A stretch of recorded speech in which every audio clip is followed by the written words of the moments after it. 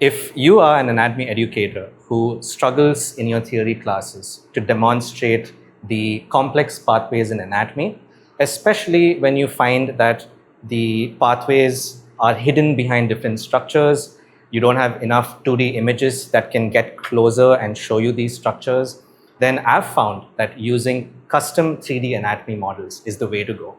Hi, I'm Dr. Darren, a clinical anatomist who loves using 3D models in their anatomy classes, and I use complete anatomy to teach in almost all of my live lectures. So in this video, I'm going to show you how I use complete anatomy in my live lectures. I will structure the videos in two parts. There will be a demo of the lecture for 5 minutes, and after that, we will go over what were the various techniques that I use and share some of my tips, talk about some of the tools that Complete Anatomy has, and let's go. So I'm going to demonstrate the parasympathetic route of the Pterygopalatine Ganglion. Let's see how the parasympathetic fibers, which originate in the brainstem, find its way to the Pterygopalatine Ganglion. Now, it is very difficult to demonstrate this pathway because of how convoluted the route is. I will show you shortly. And it's especially difficult to demonstrate these structures on the cadaver because of how difficult these dissections are. So let's jump in, and I'm going to load a screen that I have prepared. Screens are essentially custom-made models that you can save that are user-generated. So this is the one that I have created for my class on the Pterygopalatine Ganglion. Now, I'd first like for us to see where is the Pterygopalatine Ganglion.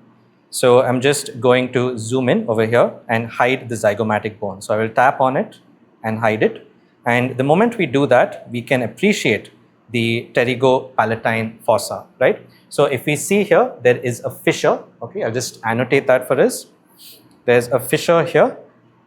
And that fissure is called as the pterygomaxillary fissure because you have the pterygoid plate of the sphenoid and the maxillary bone over here. And the Pterygopalatine ganglion is situated in a fossa that can be entered via this space over here. All right, I'm going to clear the annotations. Now, the parasympathetic route begins in the brainstem. So to do that, I'm going to cut the cranial vault so that we can peep into the cranial cavity and see what's going on. So if we peep into the cranial cavity, we can see the brainstem over there. That is the brainstem. I'll just tap on it, or let's just tap out. This structure that is related over here to the foramen is going to be the brainstem. And from the brainstem, there are two yellow-like structures which represents the cranial nerves that are emerging. I'm going to remove one of them, which we don't need for this discussion, and that is the trigeminal nerve. Now, if I were to zoom in closer, you can see there is a slender nerve that I will just tap on, which is the facial nerve. Now, the parasympathetic fibers that supply the Pterygopalatine ganglion will first travel through the facial nerve into the substance of this bone over here. That's the temporal bone. Within this substance, another branch will emerge, which is the greater petrosal nerve. So to see the emergence of that nerve, I'm going to fade the temporal bone and look at that. If I zoom in closer and quickly annotate over this, you can see there is a ganglion over there called as the geniculate ganglion.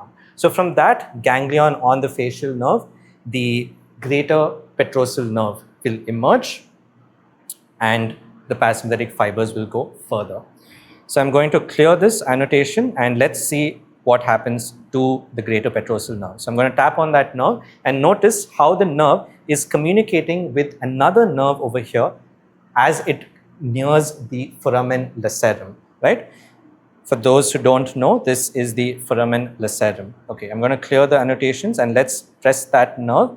So that nerve right there, that small nerve right there is called as the nerve of pterygoid canal. Again, a very enigmatic structure because it gets hidden under a lot of skeletal tissue and becomes very difficult to dissect. However, in Complete Anatomy, I can show you how this nerve looks like. So I'm going to zoom out, and if we notice, the bone that I've highlighted right now is the sphenoid bone, and that nerve travels through it.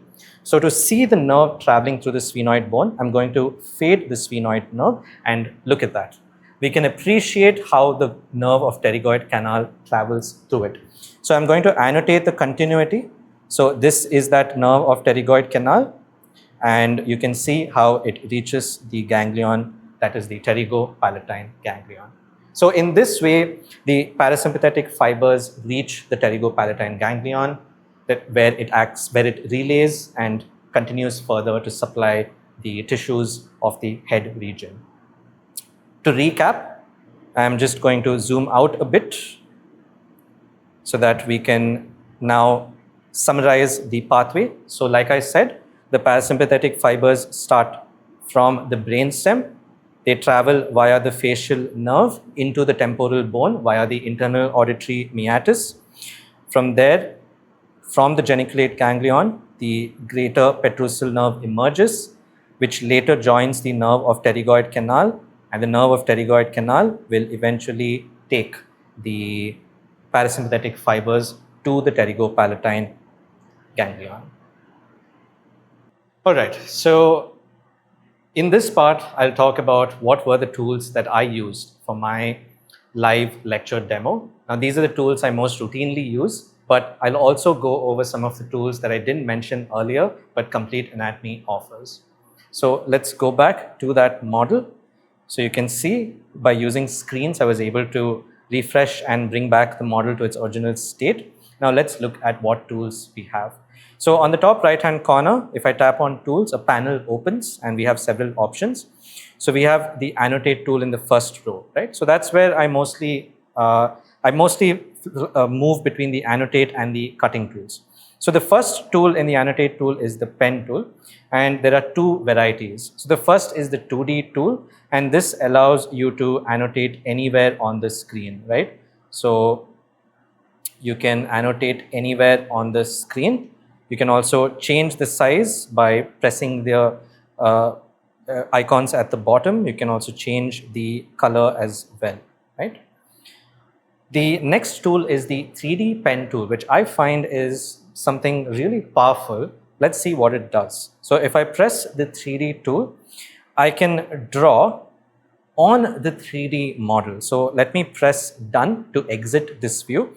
Another point that I need to make is when you are in the tools view, you cannot rotate the model. So look at that, I'm unable to rotate anything.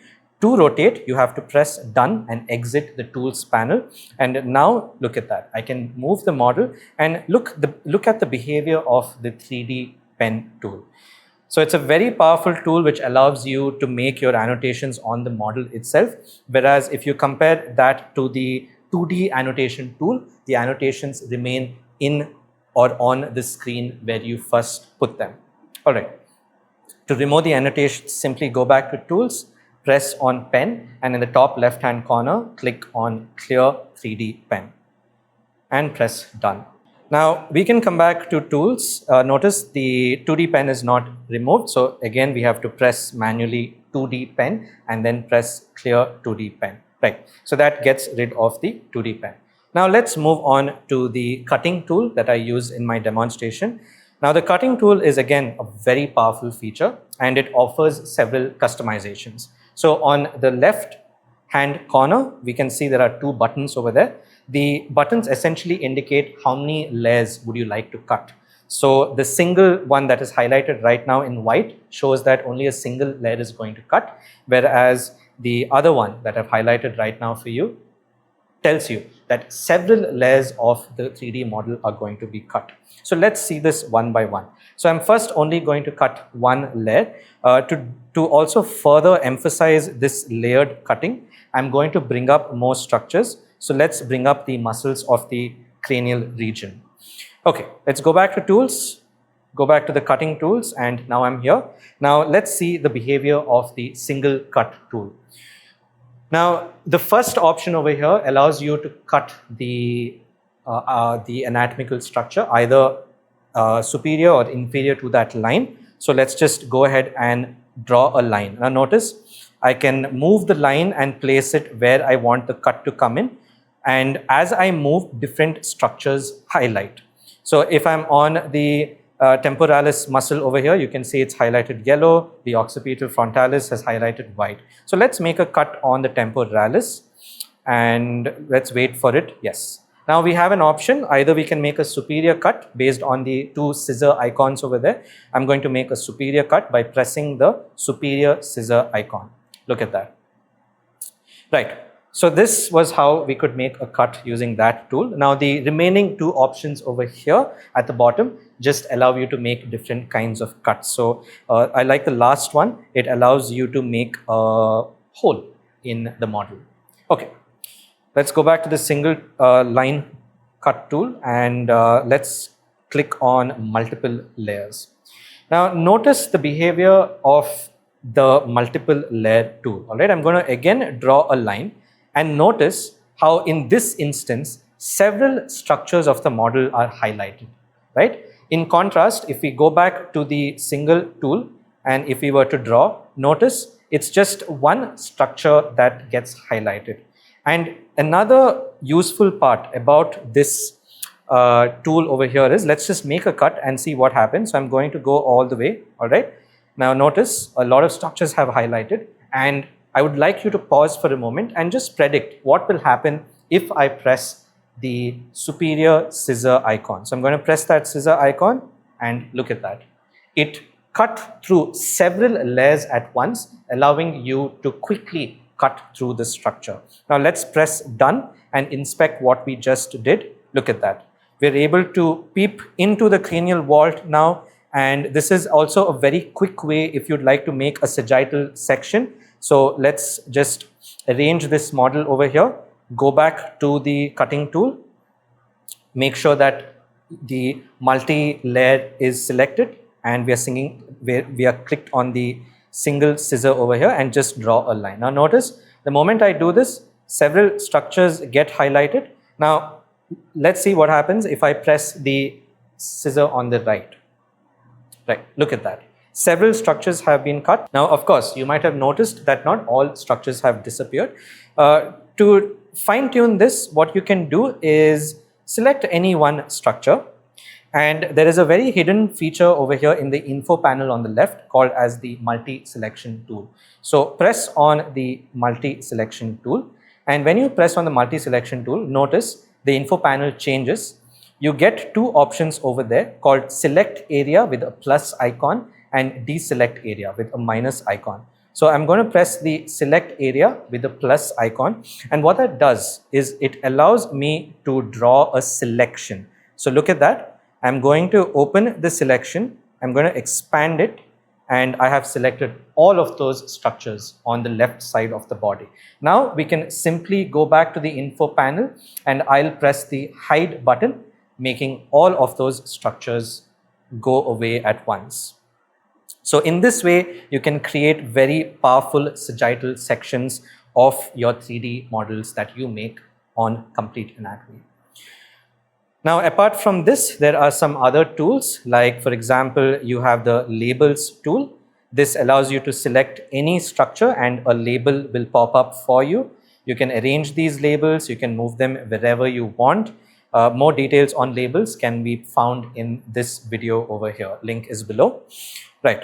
So I'm going to press the text box tool and let's see what happens. Now, the moment I press the text box tool, a text box appears. You can just double tap on it, or if you're already active, and you can type whatever notes you want in the text box tool. All right. To exit, you simply press done.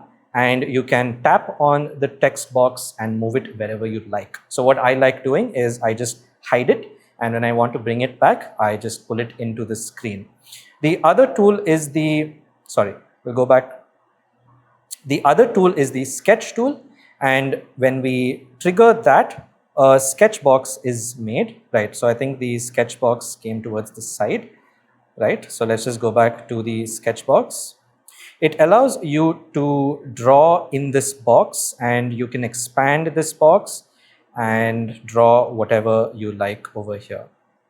And this remains, so you can move this around, and again, you can hide it. I hope you enjoyed this demonstration of how to use complete anatomy models in your live lectures. Now, you can get creative with this because there are so many ways in which you can make these models, make the class engaging. This is my favorite method because it is low effort. All you need to do is make a model, arrange the structures, and you're good to go. With regards to the setup requirements, now, of course, using a tablet device like how I'm using makes it very easy to move around and to tap the screen. However, you can still use a laptop and get the job done if you can manage using a mouse. If you can't use a mouse, there are pen tablets that are available on the market. Now, a pen tablet is essentially a device which you connect or plug into your laptops, and you again, it offers you a stylus and a surface on which you can draw. So this gives you again more flexibility. I've seen some of my colleagues use pen tablets in their lectures as well. So with this, we come to an end to this small demonstration on how to use complete anatomy in your video lectures. If you have any other methods that you like to use, please let me know in the comments below, and happy teaching.